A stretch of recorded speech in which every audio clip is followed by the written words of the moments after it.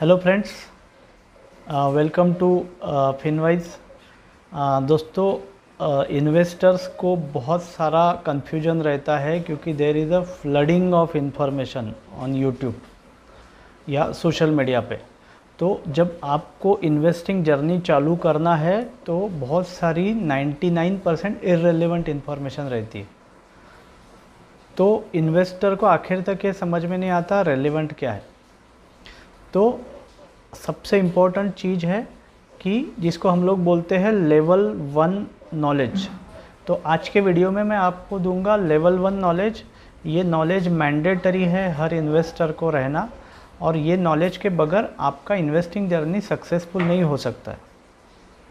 हम लोग आपको एजुकेटेड इन्वेस्टर बनाना चाह रहे हैं, पर लेवल 1 नॉलेज वो है कि जो आपको क्लैरिटी चाहिए और आप और एडवाइज़र मिलकर फिर डिसाइड करेंगे कि मेरा असेट एलोकेशन कैसा रहेगा, मेरा पोर्टफोलियो कैसा बनेगा। तो इसमें रहते हैं इम्पोर्टेंस ऑफ असेट क्लासेस।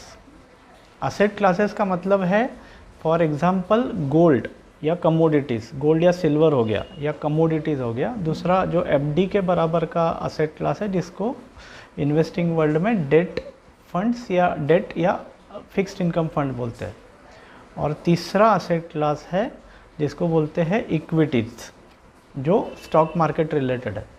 तो इनका फंडामेंटल अंडरस्टैंडिंग सबसे पहले हम लोग समझ लेते हैं। ये आपको 100% क्लैरिटी रहना ज़रूरी है एज अ इन्फॉर्म्ड इन्वेस्टर। और इसके सिवा जो बात का नॉलेज है वो आपके लिए ऑप्शनल हो जाता है। मैं लेवल 2 नॉलेज को भी इस वीडियो में टच करूँगा, बट इसको ध्यान से सुनिए so that you become a long term well informed investor. तो चलते हैं बोर्ड में जाके स्केच के फॉर्म में समझते हैं बोर्ड पे जाके कि अपने को कौन सा लेवल 1 नॉलेज मैंडेटरी है। सो फ्रेंड, जैसे कि आप ये बोर्ड में देख सकते हैं, स्केच में देख सकते हैं, 3 टाइप के असेट क्लासेस रहते हैं जिसको मैंने नाम दिया है EDG। E stands for equity, D stands for date और G stands for gold. Gold अपने को सबको समझ में आता है इसलिए लिखा हुआ है, अदरवाइज़ ये जो असेट क्लास है ये प्रेशस मेटल है जिसमें गोल्ड आता है, सिल्वर आता है। इसमें जो रिटर्न्स है वो मैंने अभी तक के जो हिस्टोरिक रिटर्न्स मिले हैं या जो आप एक्सपेक्ट कर सकते हैं वो नॉन गारंटेड रिटर्न्स मैंने नीचे लिखे हुए हैं। गोल्ड और सिल्वर में 7 से 8% का रिटर्न अभी तक आया हुआ है। इनफैक्ट सिल्वर में पिछले 5 साल का रिटर्न यदि आप देखेंगे तो लगभग 11-12% का रिटर्न्स आया हुआ है। गोल्ड और सिल्वर में यदि आपको निवेश करना है तो आपको 4 साल कम से कम अवधि रहना चाहिए, क्योंकि जैसे कोरोना में आपने देखा था कि कोरोना के पहले गोल्ड 35-40 हज़ार के बीच में था, फिर वो 55,000 गया था और उसके बाद में वो 1.5-2 साल तक, 3 साल तक वो नीचे ही था। उसी प्रकार 2011-12 के बाद में जो गोल्ड में राइज़ हुआ था तो 5 साल तक गोल्ड के रिटर्न निगेटिव थे। तो इसलिए हालांकि हम लोग गोल्ड को सेफ समझते हैं, पर गोल्ड को हमको टच नहीं करना है, लॉन्ग टर्म के हिसाब से इसमें निवेश करना है। म्यूचुअल फंड में जो गोल्ड रहता है वो 99.9% प्योर गोल्ड में डिजिटल गोल्ड के फॉर्म में आप लेते हैं, आप न कि यूनिट्स के फॉर्म में लेते हैं। दूसरा इम्पोर्टेंट असेट क्लास है जो हमको समझना है, इसको बोलते हैं डेब्ट। डेब्ट का मतलब है FDs, fix deposit, bonds, RBI के इशूड बॉन्ड्स, इवन आपके एलआईसी, कन्वेंशनल पॉलिसीज, ये सारी चीज़ें आ जाती है। इसमें लगभग 6% के आसपास का रिटर्न आज तक जनरेट हुआ है, और लॉन्ग टर्म में ये रिटर्न आप थोड़ा सा और लोअर साइड में एक्सपेक्ट कर सकते हैं। इसमें जैसे आप नीचे ग्राफ में देख सकते हैं तो ग्राफ में आपको दिखेगा कि ये वोलेटिलिटी इसमें कम है, यानी ऊपर नीचे नहीं जा रहा है, स्ट्रेट लाइन है। हालांकि थोड़ा सा इंटरेस्ट रेट के साथ ये ऊपर नीचे हो सकता है। ये एफडी से मिलता जुलता चीज़ है। इसका जो हॉरिजॉन है वैसे नीचे लिखा है शॉर्ट टर्म गोल्स से लेके तो लॉन्ग टर्म गोल दोनों के लिए आप इसको यूज़ कर सकते हैं। इसमें 3 days to 3 years का आइडियल हॉरिजॉन रहता है, यानी आपको निवेश करना है तो आप शॉर्ट टर्म के लिए भी कर सकते हैं। तीसरा असेट क्लास है जिसको बोलते हैं इक्विटी। इक्विटी मतलब सिंपल वर्ड्स में बोलूँ तो शेयर मार्केट। ये जो असेट क्लास है इसने आज तक 12% से ज़्यादा का रिटर्न्स जनरेट किया हुआ है, और इसमें आप बिज़नेस की जो ग्रोथ है वो बिज़नेस की ग्रोथ को आप कैच करते हो। अगर आप इसका ग्राफ देखो, ई का ग्राफ देखो, तो आपको दिखेगा कि ये जो ग्राफ है ये काफ़ी ऊपर नीचे होते हुए ऊपर जाता है। तो ये हायर ग्रोथ के लिए है और इससे वेल्थ क्रिएट होती है। अभी अगर मैं म्यूचुअल फंड्स की बात करूं तो म्यूचुअल फंड्स में ये तीनों चीज़ें यानी इक्विटी, डेट और गोल्ड, ये तीनों चीज़ें आप इकट्ठा खरीद सकते हो। इसका मतलब है mutual fund is a shop जहाँ पे इट इज़ अ मल्टीपल चीज़ें आप यहाँ पे खरीद सकते हो, ये एक स्टोर जैसे है। तो गोल्ड में यदि आप गोल्ड सिल्वर की बात करो तो इसका मार्केट रिस्क से कोई लेना देना नहीं है। डेब्ट की बात करो तो इसका भी इक्विटी मार्केट से कोई लेना देना नहीं है। तो अगर आपने ये सुना होगा कि equity investments are subject to market risk, अगर ये आपने सुना होगा तो ये सिर्फ इक्विटी मार्केट के लिए ही वैलिड है और किसी चीज़ के लिए ये वैलिड नहीं है। बाकी किसी भी चीज़ के लिए ये जो रिस्क है, mutual funds investments are subject to equity market risk, जो आप सुनते हैं, माने जब इक्विटी मार्केट ही बोला जाता है तो उसके लिए ये वैलिड नहीं है, सिर्फ इक्विटी फंड्स के लिए वैलिड है। अभी इक्विटी फंड्स को ब्रीफली समझ लेते हैं। इक्विटी फंड्स वो है कि जो आपका इक्विटी फंड्स यानी ये कोई अलग चीज़ नहीं है या बहुत हटके चीज़ नहीं है। आप मॉर्निंग में जो उठते हो तो सबसे पहले आप माउथ वॉश करते हो कोलगेट से, फिर उसके बाद में आप लिप्टन का चाय लेते हो या और किसी ब्रांड का चाय लेते हो, फिर उसके बाद में आप नहाते हो तो जैगवार के या बाकी उसमें अलग अलग कंपनीज़ के, ब्रांडेड कंपनीज़ के चीज़ें रहती है। आप क्लोथ्स पहनते हो, किताबें लेते हो, कैमलिन की पेंसिल यूज़ करते हो, रेनॉल्ड का पेन यूज़ करते हो, घर में इन्वर्टर है, तो से लेके रात में आप स्लिप वेल की बेड पे सोते हो।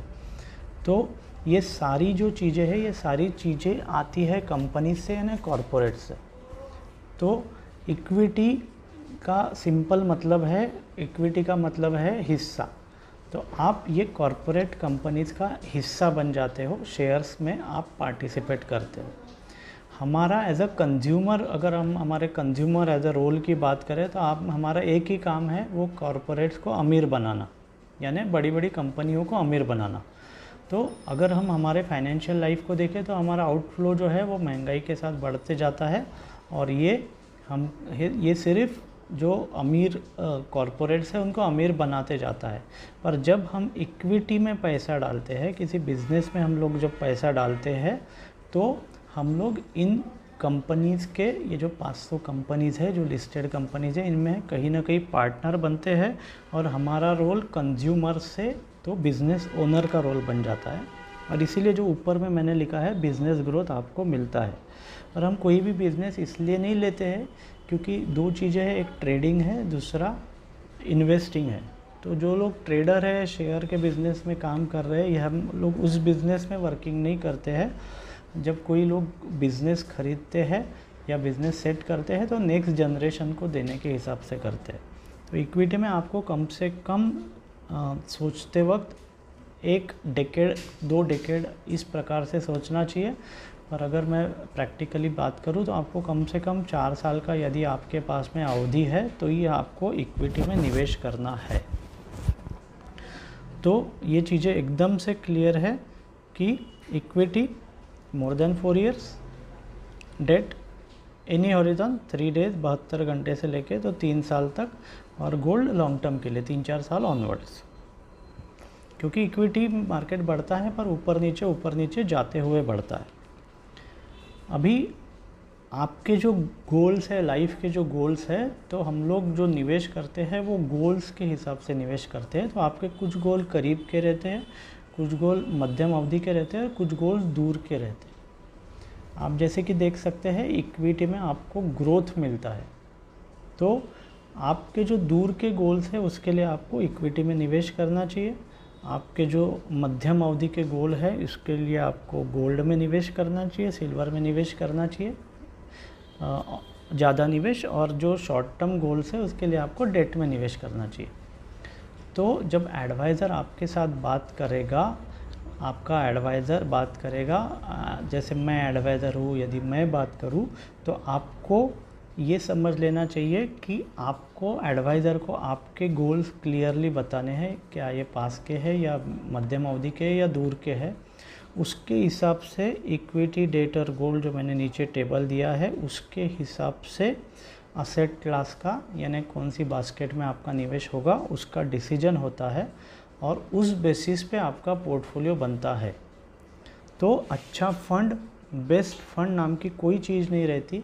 यदि आपके पास के गोल के लिए यदि आप इक्विटी में डालो तो इक्विटी मार्केट में यदि करेक्शन आ जाए, यानी मार्केट अगर नीचे चले जाए तो आपको दिक्कत होगी।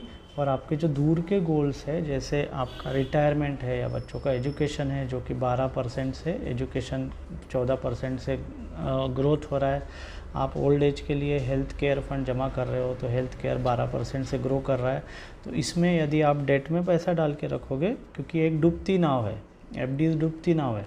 आपको यदि लग रहा है फिक्स डिपॉजिट फिक्स है, तो fix deposit are not fixed, they are basically sinking, हर 10 साल में 2% से नीचे जा रहा है। दूसरी बात यह है कि इक्विटी में, क्योंकि अगर आप कोई पेस्ट लेते हो तो महंगाई के साथ उसकी भी कॉस्ट बढ़ती है, तो आपको महंगाई से कोई फ़र्क नहीं पड़ता। इक्विटी ने हमेशा महंगाई को बीट करने वाले रिटर्न्स दिए हुए है। अभी आपका जो पोर्टफोलियो बनता है, जैसे कि नीचे में आप देख रहे हैं, तो ई, डी और जी इनके कॉम्बिनेशन से बनता है, और ई में कितना पैसा रहेगा, डी में कितना पैसा रहेगा और जी में कितना पैसा रहेगा, ये आप और मैं या आप और आपका एडवाइज़र मिलके तय करते हैं।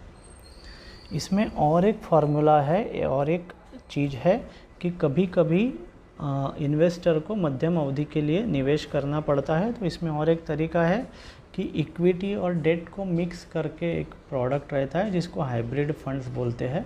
इस टाइप के फंड्स भी इन्वेस्टर आपको दे सकता है।